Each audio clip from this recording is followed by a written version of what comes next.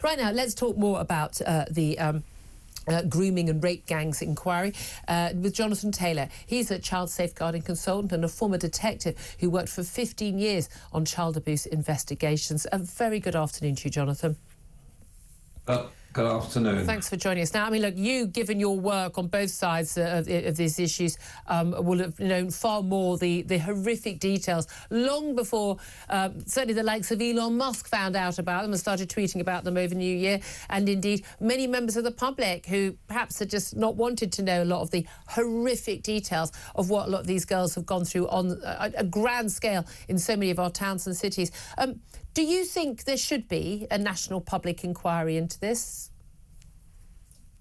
Julia, yes, there should be. And like Philip just said, it was no surprise that the vote went that way. That was the way it was always going to be. It wasn't a free vote, it was a whip vote.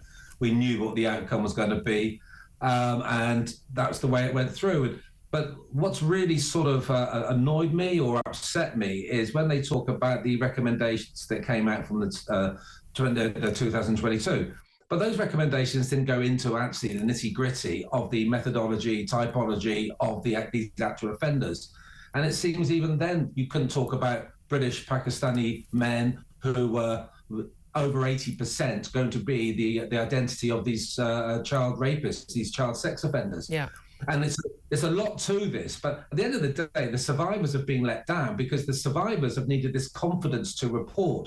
Having dealt with survivors, very young survivors, over my period of working as a detective, it took so much courage to come through, come forward. And it meant that they wanted to be not just believed, they wanted to be heard by people in positions who could actually make a change, could support them.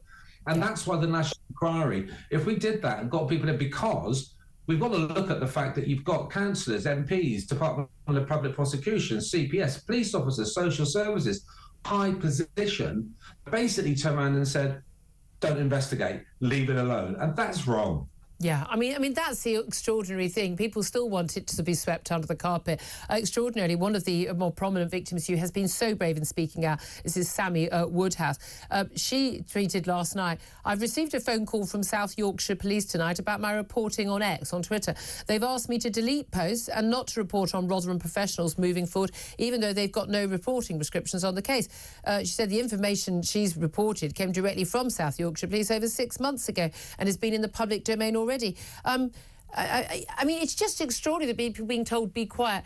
We've even had, tutting and booing at, the Shadow Home Secretary, Chris Philp, at Rupert Lowe, the Reform MP in Parliament. Yeah, you can have political differences and disagree with people, but tutting and booing people, talking openly about stuff, is exactly what meant the reason why this was allowed to carry on for so long, because when MPs like Anne Cryer, Sarah Champion, others did speak up, when Andrew Norfolk, the Times journalist who broke this in the media in 2011, 2012, when he wrote these articles, everyone just shouted racist and Islamophobe at these people, and that's what put other people off from saying anything other than the likes of, Tommy Robinson, and it just went down that route. At the same time, these girls, in their thousands, were sacrificed on that altar of political correctness. I've had the pleasure of meeting Sammy and speaking with her at conferences, and the bravery that she shows. Oh, so, yeah, it's incredible.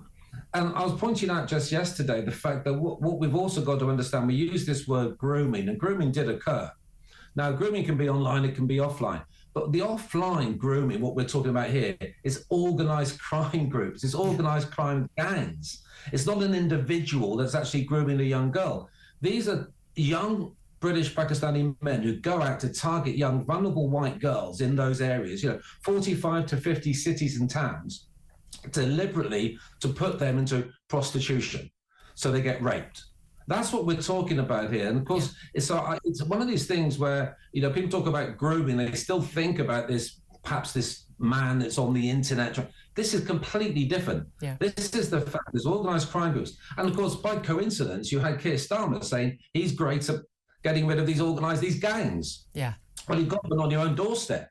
Let's go into it. Let's actually work harder and actually give us, not just survivors, hope and confidence, but it actually allows the detectives on the ground to not worry about when they start labelling people, because this is fact-based. It's not made up. Yeah, and that's the bizarre thing, isn't it? And again, it is relevant when we do. I'm amazed. If I apply for a library card at my local library, or I go and do anything, I'm asked for my ethnicity, I'm asked for my religion. Oh, for data keeping purposes. Apparently, we don't think it's relevant when it's a particular crime, even when there is a racial and a religious aspect to the abuse, because a lot of these girls, and it came up in many of the court cases, said, that they were talked about as, white slags, as white trash. And, the former Home and Foreign Secretary, Jack Straw, talking about how they were regarded as easy meat because they weren't Muslim girls of Pakistani origin, because they were other than. I mean, it's relevant, it's always been relevant, and yet even mentioning it somehow means you're beyond the pale. I just want to ask you, though, crucially on this, is... do you think that the people who allowed this to happen... I mean, we saw people allow, Jimmy Savile to abuse kids in hospital because, well, he gave a load of money to Great Ormond Street, so it's OK. He raises money for charity. We've seen, please, so the churches, Church of England, Catholic Church, probably every church, covering up abuse by their priests because, the institutional, reputational damage and the like. What do you think was the motivation of people who could see it happening? They knew that these 11, 12, 13, 14-year-old girls were being raped. They were being drugged and given alcohol, or were being raped en masse. They were being picked up from school, from their care homes. They knew there were vulnerable kids. They knew all the modus operandi. They knew all this. They don't live in rarefied towers. They know that this is what's going on the streets. When they didn't speak up, when they didn't act to stop it, were they afraid? Did they just not care?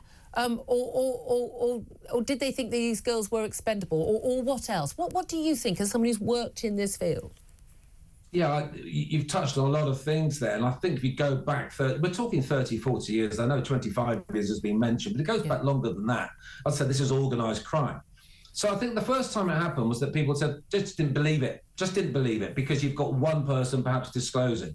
But then it balls up and think, hang on a minute, we've actually got more survivors, we've got more people actually disclosing. This could happen, but it becomes a political time bomb here. And when people must understand that if you've got an investigation, it has to be authorised. It can't just be a detective on his own or detective sergeant. It has to come from higher up. Now, of course, they don't do any of the investigations, but they might now see things, and they've got people then in position of power, whether that's political power or actually celebrity power. Yeah. So you've then got that situation whereby senior officers, you've also got senior councillors, you've got MPs, you've got everyone who will then think, hang on a minute, I can't go down this, it's a hot potato, I will start to get labelled. So you've got this progression of just not believing, and then it's a question of themselves thinking, well, I might lose face, I might be called racist, I might not get the next rank, I might not get the next position. That then comes into it. Because the funny thing about this sort of crime, and if you think about the evidence that's required, it comes direct from survivors of awful, awful sexual abuse. And what's interesting, Julie, I was actually talking to an ex-colleague just about last week about this. When we operated in an undercover capacity, now if you look at this situation, if you've got an 80 to 90% predominantly British Muslim Pakistani offender, you've got to get an officer that's going to actually fit in with that. So you've actually then got to say, have you got a British, Asian police officer who's trained? So we're actually going to be fact-based, we're going to do it. That's what has to happen. But these people that have in many ways covered it up, ignored it, or swept it under the carpet, they should be held to account. And that's the crucial thing. I mean, again, if we do have an inquiry, and it does take years, Keir Starmer was defending it, PMQs yesterday, look, it just take years and years if we do this. A, I don't see why these things do need to take so long, but B, while you're having an inquiry shouldn't mean we've got to stop a situation where, there's an inquiry going on, so we have to stop the police investigations. We need to be going in hard. We need every whistleblower, every victim to come forward. We need somewhere trusted they can come to, and they can say, name the names, name the people who did not act, who knew, and let's start going after those people. Jonathan Taylor, real pleasure to speak to you. Thank you for joining us. Great to hear your expertise. As a former detective, spent 15 years in child abuse investigations, now working in child safeguarding.